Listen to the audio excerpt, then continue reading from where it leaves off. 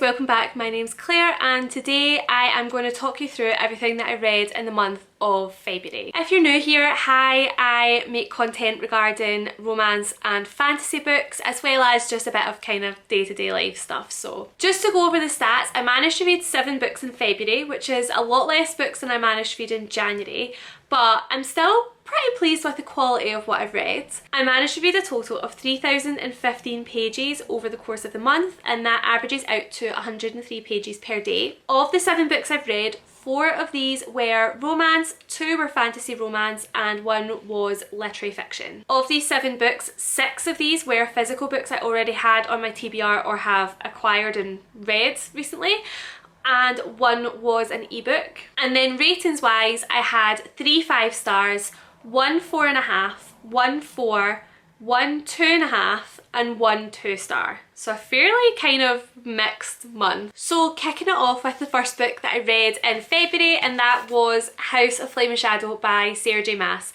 This was by far the biggest book that I read in the month of February, and it was also my first 5 star. So for those who don't know, House of Flame and Shadow is the 3rd book in the Crescent City series. So this book follows Bryce, who is a bit of a typical party girl until her best friend is murdered by a demon. Once the man responsible for the attack is behind bars and the attacks start back up again, Bryce finds herself involved in trying to track down who actually was responsible for this murder with the assistance of fallen angel Hunt Athalar. This is altogether one of my favourite book series. I really love Sarah J Maas and Sarah J Maas's writing. I know this is probably pretty unpopular to have given this such a high rating. Quite a lot of people that I've seen who have read this did give it a 2 or less and just really didn't enjoy it. But I quite liked how Bryce and Hunt's element of the story has all been wrapped up, but it does actually leave things fairly open for other characters to have spin-offs, which I do quite enjoy, contrary to like popular opinion. Because I know that when this happened with the ACOTAR series, people were not a fan. I originally also was not a fan. But seeing more of the characters that we know and just from a different perspective is actually something I'm quite interested in. So I'm excited to see where Sarah J Maas goes with any kind of spin-off that may come from Crescent City.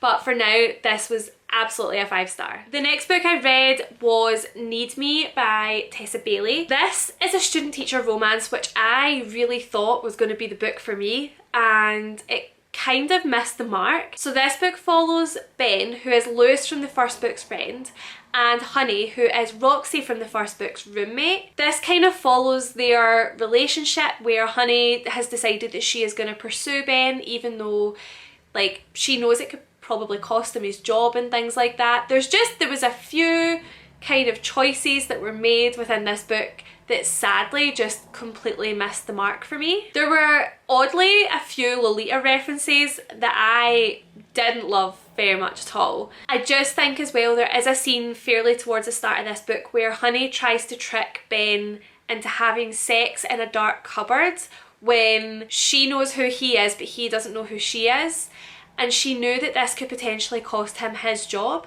and that doesn't kind of stop her from trying to make that decision anyway, and it just missed the mark for me. It just didn't sit right. So I gave this a 2.5. I think because I find Tessa Bailey's writing so readable, but I didn't enjoy this story, and I'm still going to finish this series. There's 1 more left in this series, but this is not the best Tessa Bailey book I've read. Next up, I picked To Love Jason Thorne by Ella Mays. This is obviously another romance, and this follows Olive and Jason, who are childhood friends. Jason is best friends with Olive's brother until something happens in Jason's personal life and he is forced to move away when they're children. Not before he's inadvertently broken Olive's heart and he doesn't actually realise that he's done this. Flash forward to them being adults, and Jason is a famous actor and Olive has just self-published her novel which has gone viral. It's being picked up for a movie, and when Olive goes to meet with the producers, she finds out that the one person they want to star in the movie is Jason. From there they get reunited and you kind of follow what happens with their relationship, and I can't quite put my finger on it. I really enjoyed the first half of this book. It was looking really promising. I really enjoyed the fact that he was pursuing her and kind of seeing her processing, going through the fact that her book has done so well when she didn't expect it, and everything that comes with having a book published and being a famous author and things. But then I think in the second half, the relationship between them shifted almost, and I just felt that I didn't like some of the actions that both of them were probably doing. It just didn't feel very healthy at times, I think is the word I'm going to use here. So I did give this a 2. I really didn't have a good time with the second half of it, and I'm really sad about it because I did really like the start of this book. Next, I read Heartburn by Nora Ephron for book club, and I absolutely love this book. It follows Rachel, who finds out that her husband is in love with another woman while she is 7 months pregnant with their child. And I think what I quite enjoyed seeing in this book was her processing everything to do with like what he had said and what his plans are for their relationship and for this other woman. I just thought it was really interestingly done. I also quite liked seeing her talking about her previous relationships as well as how she met her current husband. I think there's just something about it that was it felt really authentic. And Rachel is not a likeable character by any stretch of the imagination. There are several points in this book where I was like, I hate this woman so much. She's just so, like, I couldn't picture being friends with her, but I really sympathised with what she was going through. And I think there was quite a lot of things that she was thinking while she was going through her current situations that actually I could relate to quite a lot, which I don't know what that says about me, and I don't want to know what that says about me, but this was a 5-star. It's really short. I would highly recommend getting to it if you could. Next up, I have another Tessa Bailey, and this time I picked up Fangirl Down, and this book is one that I was probably most scared to read this year. This is a golf romance, and I know what you're thinking, but hear me out. This book follows Josephine, who is Wells Whitaker's biggest fan. He is a golfer who is losing his game and is ready to give up on golf altogether. However, Josephine is just not prepared to be the person that gives up on him. A series of situations happen, and it turns out that Josephine is in a bit of a financial struggle, and Wells hires her to be his caddy as part of his kind of comeback tour and trying to find the love that he once had for this game. When this book was announced, I did not want a single part of it. Golf romance, I could not see how Tessa could make this work. But surprisingly, she did it, and I love it.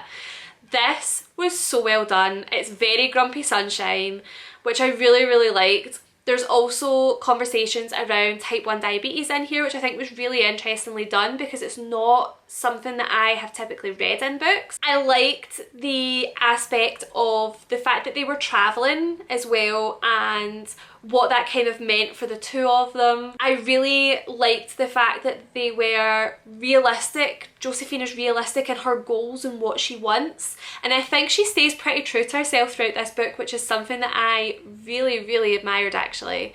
So this I gave a 4.5. There were a few kind of cringy scenes that it made me close my eyes and put the book down because I didn't want to read it anymore.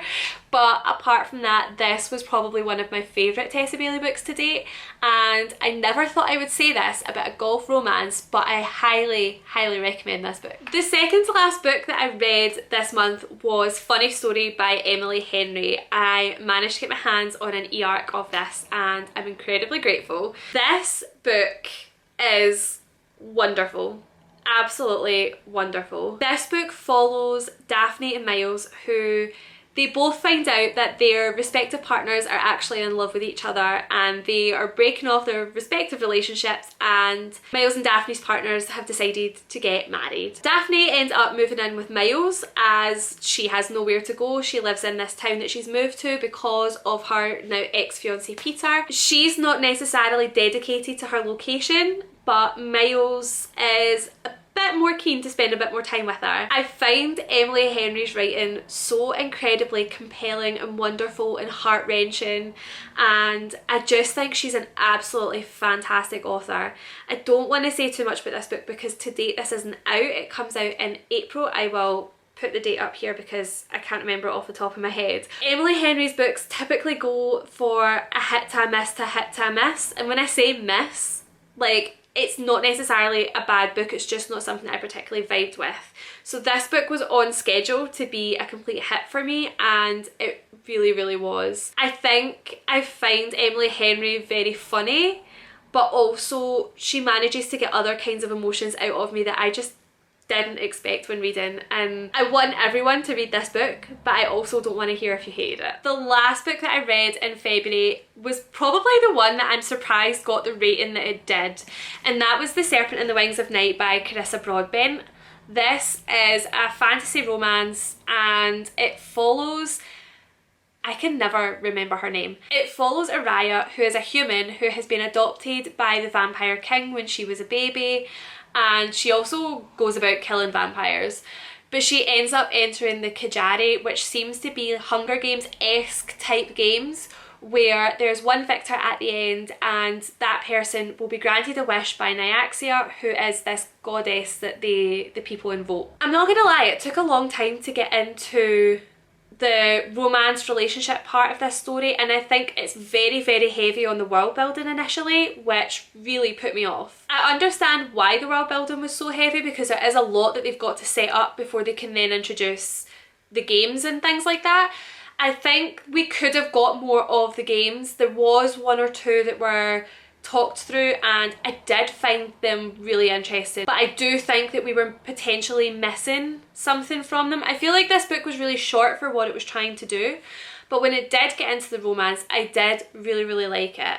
And I think that's kind of when my interest had peaked, because by the time the romance had started, I had started to understand the world building fully. I really enjoyed the ending. It is very much a kind of an ending that I have read before and loved, and I have downloaded the second book on my Kindle to get to at some point, but I am really intrigued to finish this series.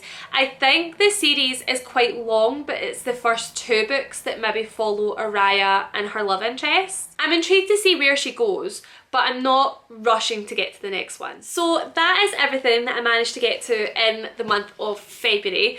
I'm fairly pleased with it, even though I haven't read the same volume of books that I did in January. I feel like my pages still worked out okay, which thank you House of Flame and Shadow for that one. But in the comments, if you have stuck around this long, please tell me what your favourite book that you read in February was. Don't forget to subscribe so you don't miss anything, and I'll see you in the next one. Bye!